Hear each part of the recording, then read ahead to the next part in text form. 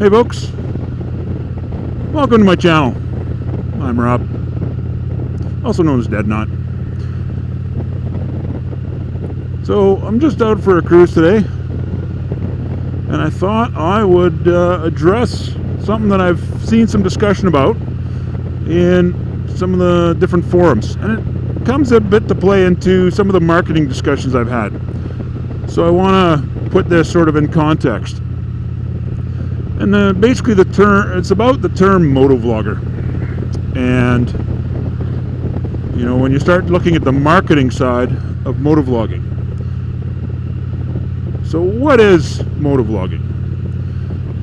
I think the most common consideration is a lot of people say it's riding on your motorcycle, talking about things. And for the most part, that's pretty much it.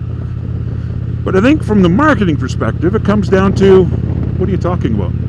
Which conversation? Now, there's some people who can just waffle on and on about the topics of the day, and because they do it in an entertaining manner,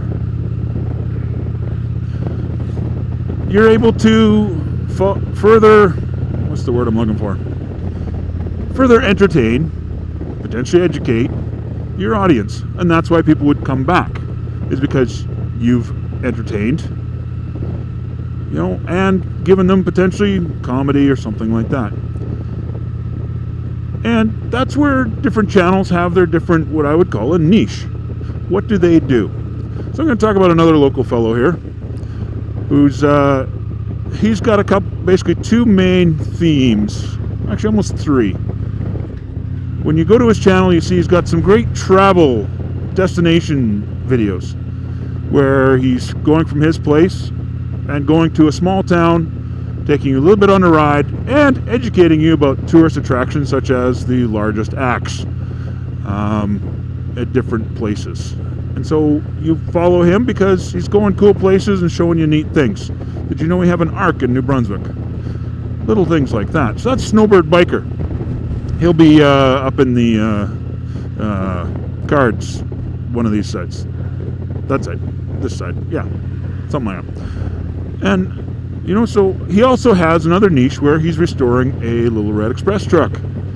And so, of course, you get to follow along with his red truck, which is cool. And so there's a purpose behind his content, and that makes sense.